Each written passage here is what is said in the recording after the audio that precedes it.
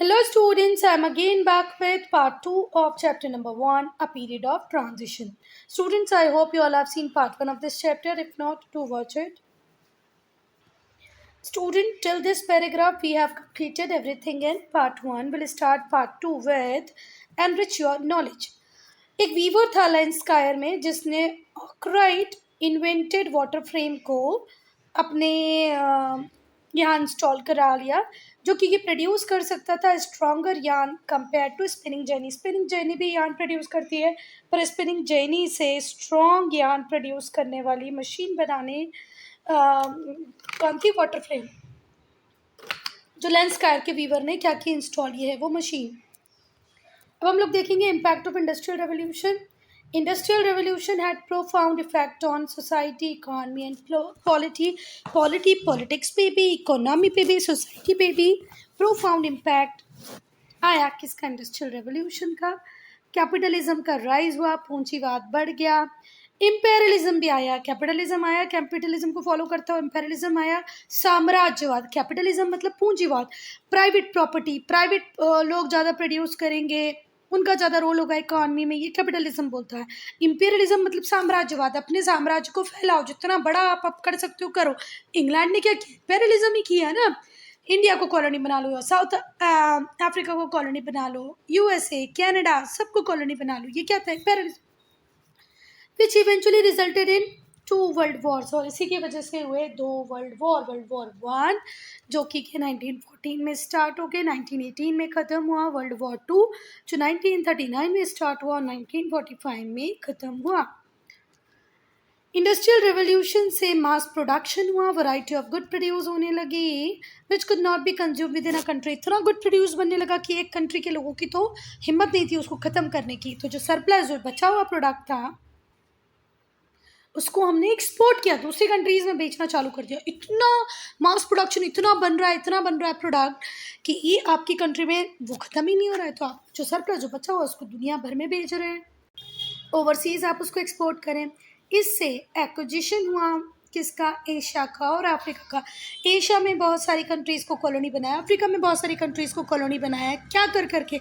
वहाँ एक्सपोर्ट कर करके, अपनी गुड्स की डिमांड क्रिएट कर करके.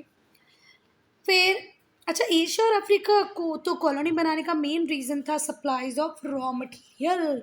एशिया में भी भयंकर रॉ मटेरियल अवेलेबल थे, मिनरल्स थे, फॉरेस्ट थे.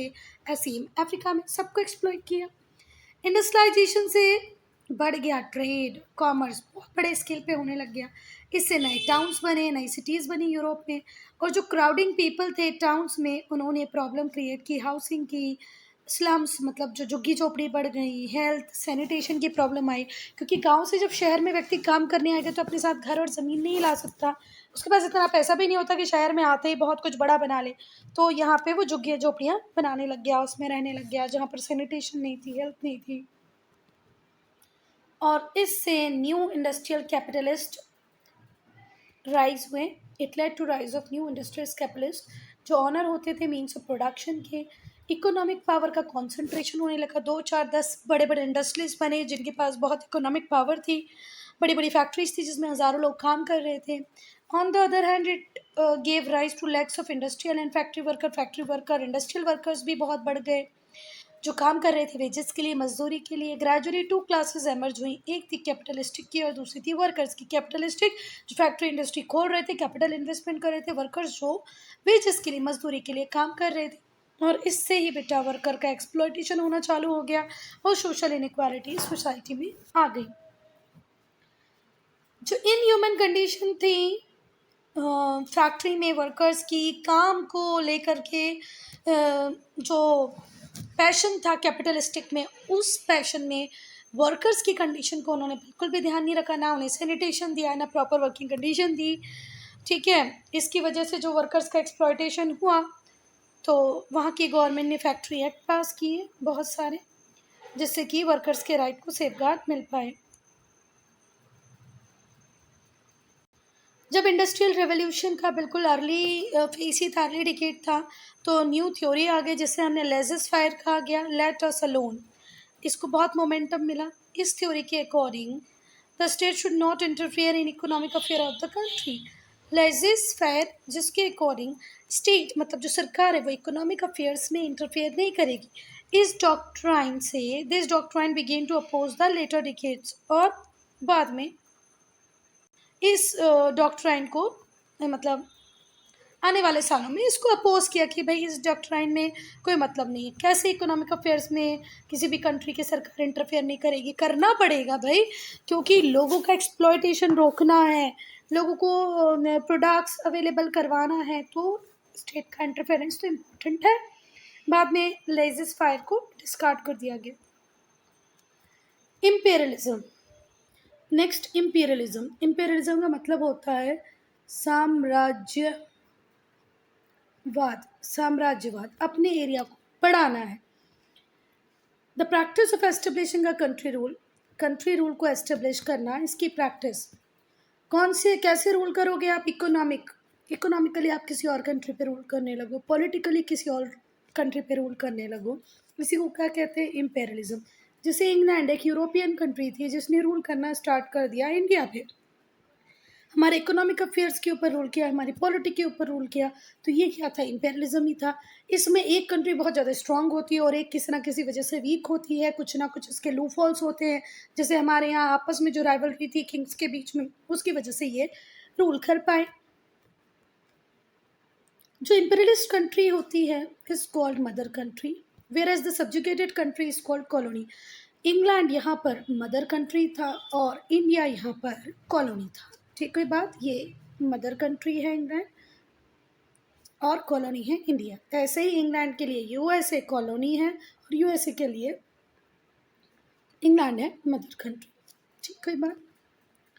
The imperialist country is called mother country and the subjugated country colony. जहाँ पर इकोनॉमिक पॉलिटिकल डोमिनेंस कोई और कंट्री एस्टेब्लिश कर ले वो हो गई कॉलोनी। इंडस्ट्रियल रेवोल्यूशन के बाद यूरोप में जो लीडिंग इंडस्ट्रियलिस्ट नेशन थे जैसे England, France, Portugal, Spain, Holland को अब हम नेदरलैंड्स के नाम से जानते हैं, इन्होंने अपनी कॉलोनीज एस्टेब्लिश की एशिया में, अफ्रीका में। ठीक है, एशिया में तो हम इंडिया भी कॉलोनी थे, श्रीलंका भी कॉलोनी था, इवन वियतनाम भी कॉलोनी था। फिर अफ्रीका में साउथ अफ्रीका कॉलोनी था, एरिथेरिया कॉलोनी था, अब मैक्सिमम पार्ट कॉलोनी थे। Many countries of Asia and Africa were subjugated economically and politically economically subjugate किया एशिया की और अफ्रीका की कंट्रीज़ को बहुत सारे कॉलोनाइजर्स ने। सब्जुगेट करना मतलब हरा देना, है ना, डिफीट कर देना। तो इकोनॉमिकली पॉलिटिकली बहुत सारी कंट्रीज़ को वीक करके हरा कर एशिया और अफ्रीका की रूल किसने स्टार्ट कर दिया? यूरोपियन कंट्रीज़ ने। और मेन इंडस्ट्रियलिस्ट कंट्रीज थी England, France, Portugal, Spain, Holland को अपन नेदरलैंड से जानते हैं, इन्होंने अपनी कॉलोनीज बनाई। These countries became the source of raw material. Asia और अफ्रीका में जितने भी कॉलोनी बनाई वहाँ से ये रॉ मटेरियल लाने लगे, जिससे इनकी नासेंस इंडस्ट्रीज थी जो यूरोप में अभी अभी इंडस्ट्रीज बन रही थी, उन सबको रॉ मटेरियल देने का काम किसने पूरा किया? कॉलोनीज। नेसेंट का मीनिंग होता है नवजात। नवजात मतलब अभी अभी जिसका जन्म हुआ उसे हम बोलते हैं नवजात। नेसेंट मतलब न्यू बॉर्न बेबी, है ना। तो जो न्यू बॉर्न इंडस्ट्रीज थी यूरोप की, उनको फेड मतलब उनको कुछ इनपुट मिलेगा तभी तो वो आउटपुट देंगे। शुगर कैन दे दोगे तो वो शुगर देंगी, है ना। व्हीट फ्लावर का यूज़ करोगे तो ब्रेड बन जाएगी, बिस्किट बन जाएगा। इस तरीके से रॉ मटेरियल कॉलोनीज से आ रहा था। जो सरप्लस गुड होता था जो यूरोप में प्रोड्यूस होता था उसको ओवरसीज कॉलोनीज में ही वापस भेज दिया जाते थे। रॉ मटेरियल लेंगे हमसे, मतलब सपोज करो हमसे क्या ले लिया इन्होंने?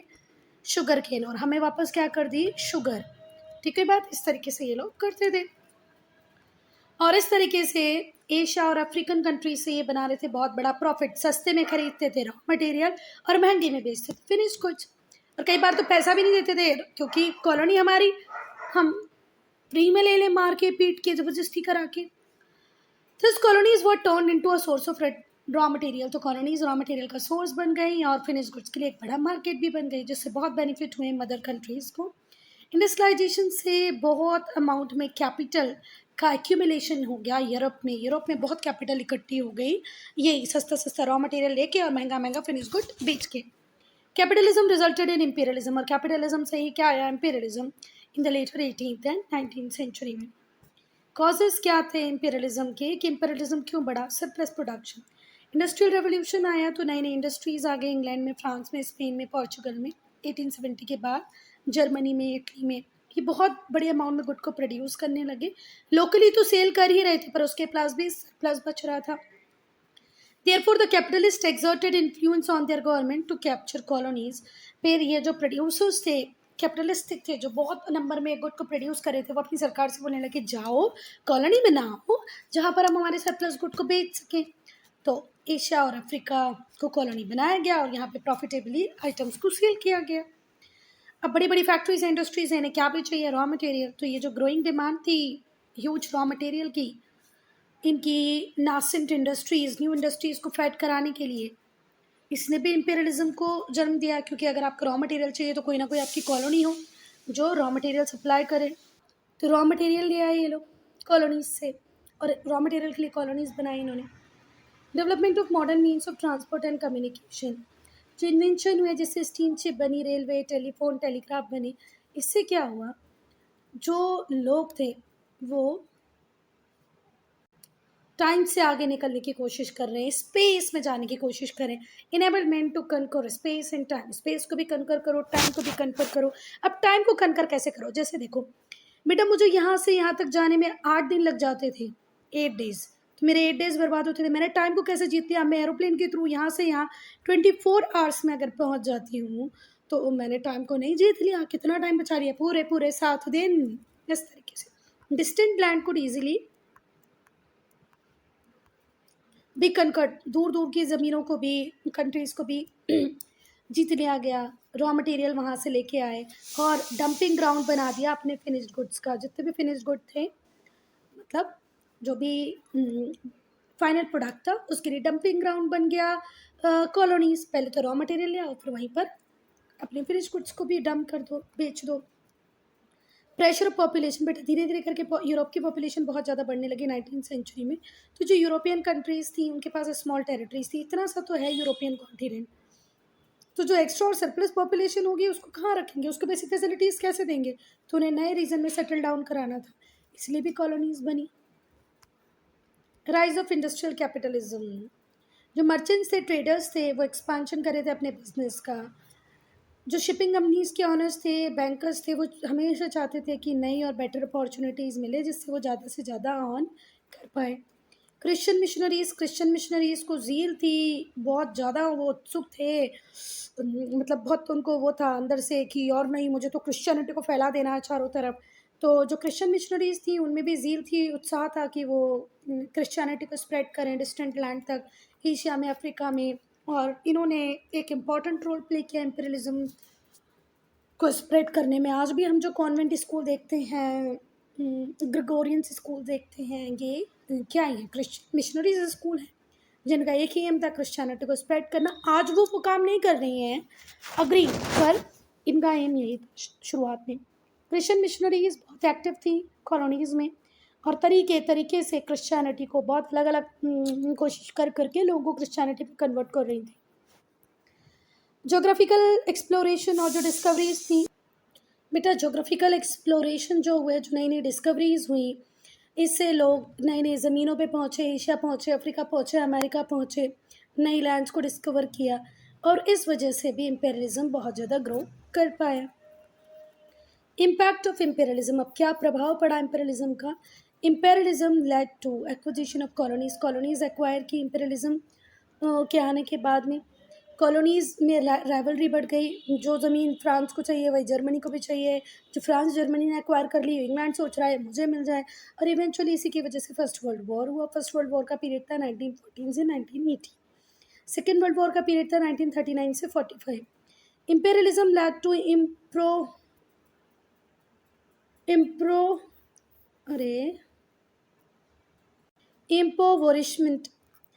एम्पोवरिशमेंट, इसका प्रोनाउंसिएशन देख लेना भाई, मैंने तो देखने के बाद भी नहीं बोल पा रही हूँ। एम्पोवराइशमेंट, ठीक है। एम्पोवराइशमेंट वो प्रोसेस होती है कि आपको लगने लगता है आप धीरे धीरे करके आप पुअर हो जाएंगे। इसका प्रोनाउंसिएशन देख लेना और 4 बार बोल के देख लेना। Imperialism lead to impoverishment of Asian and African countries. देखो इम्पेरियलिज्म के बाद एशिया और अफ्रीका जो पहले नेचुरली बहुत ज़्यादा रिच थी वो पुअर हो गई। इकोनॉमिकली इनका एक्सप्लॉयटेशन हुआ, ये रॉ मटेरियल बस सप्लाई करती जाती है यूरोप को, और फिर इस गुड्स के लिए मार्केट बन गई। तो इनकी खुद की जो होम इंडस्ट्री थी वो कभी ऊपर की तरफ बढ़ ही नहीं पाई, क्योंकि यूरोपियंस जो थे वो अपनी कॉलोनीज़ में जो खुद की इंडिजिनस इंडस्ट्रीज़ होती थी, मतलब जैसे इंडिया में, तो इंडिया की इंडस्ट्रीज उसको बढ़ने ही नहीं देते थे। बोलते थे क्या करोगे तुम, बना के हम भेज तो रहे हैं, इसी को यूज़ करो। ठीक है। On the positive side, imperialism led to introduction of facilities. पर इम्पेरियलिज्म का एक फ़ायदा हुआ कि कुछ फैसिलिटीज़ जैसे हेल्थ, एजुकेशन, ये स्प्रेड जरूर हुई। इसको फिर से पढ़ें। इम्पवरिशमेंट का मतलब होता है the process of becoming poor. Colonies में ट्रांसपोर्टेशन की फैसिलिटीज़ आई, एजुकेशन आया, हेल्थ आई, कम्युनिकेशन आया, नए रोड्स बनने लगे, रेलवे, टेलीग्राफ और पोस्टल सिस्टम बना दिया गया। मॉडर्न एजुकेशन और वेस्टर्न लर्निंग जो कि स्पेशल फोकस करती थी साइंस और टेक्नोलॉजी पे, ये कॉलोनीज़ वो लेके आए। तो इम्पेरियलिज्म ने कुछ तो डेवलपमेंट किया, किसमें, कॉलोनीज़ के इंफ्रास्ट्रक्चर में। चलो देखो, वो अगर इंडिया में रेलवे बना रहे हैं, अगर वो इंडिया में पोस्टल सर्विसेज बना रहे, तो अपना कम्युनिकेशन अच्छा करने के लिए बना रहे, इंडिया के लिए नहीं बना रहे। पर अल्टीमेटली बन तो इंडिया में रहा था, जिसका यूज़ हम भी कर रहे थे और हमें भी फ़ायदा हुआ। पर चीफ जो एम था कॉलोनाइजर्स का, मतलब इम्पेरियल कंट्री का, वो यही था कि वो कितना भी अच्छा कर दें जिससे कि वो ज़्यादा से ज़्यादा एक्सप्लॉइट कर सके कॉलोनीज का। ये सोल्जर्स हैं जो वर्ल्ड वॉर 1 में पार्टिसिपेट करने जा रहे हैं। अब इम्पैक्ट ऑन साउथ एशिया देखेंगे हम लोग। क्या देखेंगे? Impact on south Asia. बहुत सारी कंट्री थी एशिया की जो कॉलोनी बन गई यूरोप की। इंडस्ट्रियल रेवोल्यूशन अभी तक वर्ल्ड के इस पार्ट में, मतलब एशिया के साउथ वाले पार्ट में अभी तक नहीं आ पाया था। एशिया में आया ही नहीं था, समझ लो। थोड़ा बहुत पार्ट में आया था। जो इकोनॉमिक और पॉलिटिकल सिस्टम था जो साउथ एशिया में था, बहुत ही बैकवर्ड था। पर यहाँ पर जब इम्पेरियलिज्म का राइज हुआ, तो बेटा इम्पेरियलिज्म के साथ साथ नेशनलिज्म की फीलिंग भी बढ़ी। इन कंट्रीज़ में एक स्ट्रॉन्ग रिएक्शन तैयार हुआ, जिसको तैयार करने वाले थे नेशनलिस्ट, नेशनल लीडर्स। किसके अगेंस्ट में? इम्पेरियलिज्म के अगेंस्ट में। डिफरेंट क्लासेस के लोग, भले वो बिग इंडस्ट्रियलिस्ट हो, वर्कर्स हो, रिच पीजेंट्स हो, पुअर पीजेंट्स हो, सब लोगों ने इकट्ठे मिलकर लड़ाई की कॉलोनियल पावर के अगेंस्ट में, है ना। जिसका स्ट्रॉन्ग एविडेंस आपको मिलेगा, कहाँ पर मिलेगा भाई? चाइना में नहीं भाई, कहाँ मिलेगा?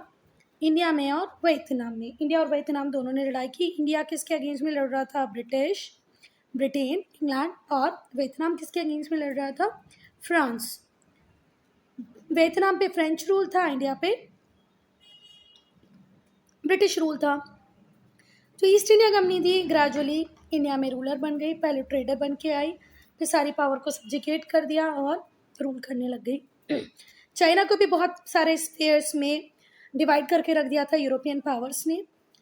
कटिंग ऑफ चाइनीज़ मेलन, इस टाइप से एक टर्म भी उभर के आई, मतलब चाइना को अलग अलग जिस तरीके से भी एक्सप्लॉइट कर सकते हैं किया। पर ये लोग इनडायरेक्ट ही इंपेरियलिज्म वहाँ क्रिएट कर पाए। डायरेक्ट कंट्रोल चाइना के ऊपर किसी भी यूरोपियन पावर का कभी नहीं रहा। चाइनीज़ सोशल, इकोनॉमिक और political system were annihilated. Chinese social, economic, political system were annihilated. annihilated मतलब इसका भी सत्यानाश कर दिया था। अनहाइलाइटेड, सत्यानाश हो गया था पूरे Chinese social, political, economic system का। श्रीलंका को पहले ऑक्यूपाई किया था पोर्तुगीज ने, फिर डच ने, और फाइनली किसने ऑक्यूपाई किया? ब्रिटिश। इंग्लैंड ने इंट्रोड्यूस किया टी और रबर प्लांटेशन को बड़े स्केल पे, कहाँ पर? इवन इंडिया में भी और श्रीलंका में भी। Dutch lost Malay to the British including Singapore. Dutch जो थे, नेदरलैंड, उसने मलाय पेनिनसुला को लॉस्ट किया। फिर वो बाद में किसके कंट्रोल में आ गया? ब्रिटेन के कंट्रोल में आ गया। सिंगापुर भी ब्रिटेन कंट्रोल करने लगा। इंडोनेशिया और सराउंडिंग आइलैंड्स किसके पास थे? डच के पास थे। इंडोनेशिया डच के पास था। मलाय पेनिनसुला पहले डच के पास था, फिर बाद में ब्रिटिश के पास चला गया। श्रीलंका भी पहले डच के पास था, पोर्तुगीज के पास था, पर वो बाद में ब्रिटिश के पास चला गया। France gradually subjugated the Indo China consisting Laos, Cambodia, Vietnam. Laos, Cambodia, Vietnam किसके पास थे? फ्रांस के पास थे। Burma was annexed and become the part of British empire in India. India जो ब्रिटिश एम्पायर था इंडिया में, उसका ही पार्ट बन गया Verma.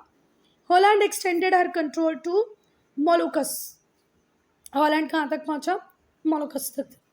Thus the whole South and Southeast Asia was politically subjugated. पूरा south east Asia politically subjugate कर गया था, इंपीरियलिज्म के इन्फ्लुएंस में आ गया था। Student, I am ending this video here. Only if you have any doubt, any problem, to write in comment section. एक प्रॉब्लम बस मैंने यहाँ पर की, इस वर्ड का प्रोनाउंसिएशन एक बार गूगल पे आप लोग भी देना। एनिहिलिएटेड, अनिहिलिएटेड देख लेना, सत्यानाश होना मतलब होता है इसका। Student, I am ending this video here. Only if you have any doubt, any problem, to write in comment section.